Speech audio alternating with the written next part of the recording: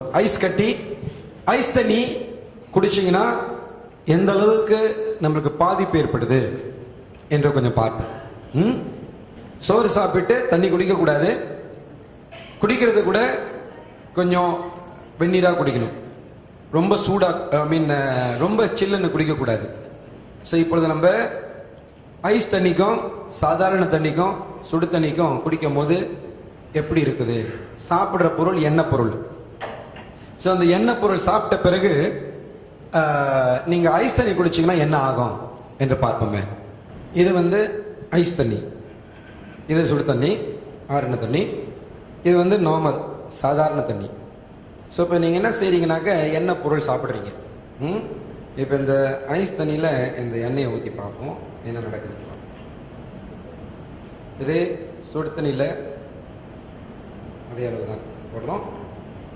சாதாரண தண்ணி, normal water. Okay,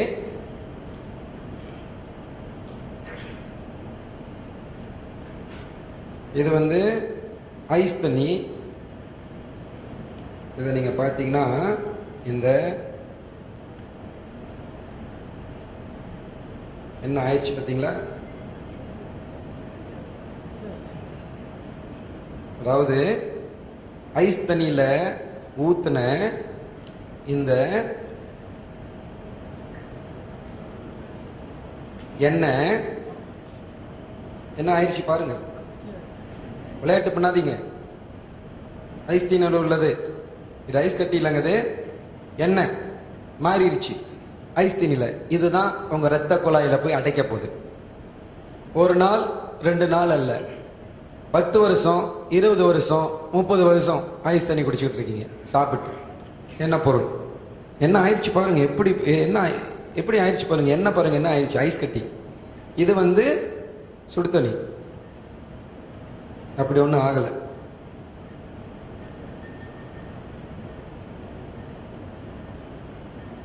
மேலே மிதந்துட்டு இருக்கும் பார்த்தீங்கன்னாக்க.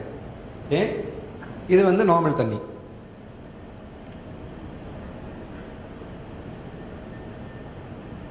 இது நார்மலாக நீங்கள் பார்த்தீங்கன்னாக்க இது கொஞ்சம் இதுவாக இருக்குது.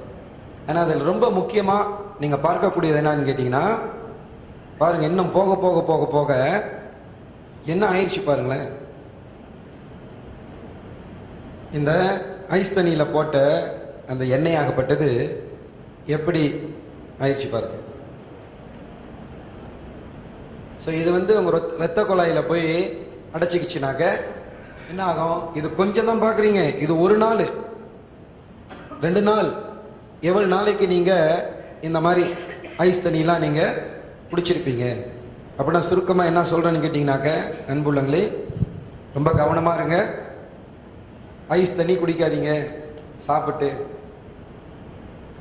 ஓகே, ஸோ இது என்ன ஆகும்னு கேட்டிங்கனாக்க உங்கள் ரத்த குழாயில் கொஞ்சம் கொஞ்சமாக அடைக்க கடைசியில் தவறாக சொல்ல ஹார்ட் ப்ராப்ளம் வரும். அப்புறம் போய் ஆப்ரேஷன் பண்ணணும். இது சுடு தண்ணி. இந்த சுடு தண்ணி நீங்கள் பார்த்தீங்கன்னாக்க மேலேயே மிதந்துக்கிட்டு இருக்குது. இது ஒன்றுமே ஆகலை, மேலே தான் மிதக்குது. அப்படின்னா சுடு தண்ணி குடித்தா அந்த எண்ணெயை சுத்தப்படுத்துறதுக்கு சான்ஸ் இருக்குது. சுடு தண்ணி குடிச்சிங்கனாக்க இது நார்மல் தண்ணி.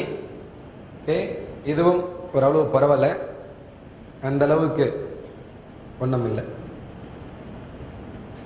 ஸோ நார்மல் தண்ணி, சுடு தண்ணி. இது நார்மல் தண்ணிங்க கொஞ்சம் உள்ளுக்கு போகுது. சுடு தண்ணி என்பது மேலே மிதந்துக்கிட்டு இருக்குது. ஆனால் அதில் ரொம்ப மோசம் என்னதுன்னு கேட்டிங்கனாக்க என்னது? ஐஸ் தண்ணி. இங்கே பாருங்கள் எப்படி கட்டியாயிருச்சு, எவ்வளோ கட்டியாயிருச்சு. கொஞ்சம் எண்ணெய்க்கு எப்படின்னா,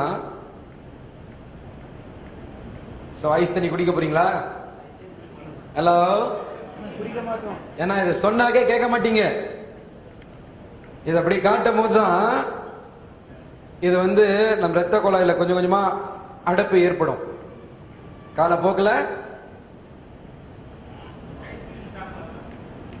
ஐஸ்கிரீமும் ஐஸ் தானே கரைஞ்சு போகுதா இல்லையா? சாப்பிட்டு, அதாவது எப்பனாச்சும் ஒருத்தர் சாப்பிடுறீங்க பரவாயில்ல, அது கரைஞ்சிரும். பட் ஒரு சிலர் நீங்க பார்த்தீங்கன்னா இதே பொழப்பு. சாப்பிட்ட பிறகு ஐஸ் தண்ணி, சாப்பிட்ட பிறகு ஐஸ் தண்ணி.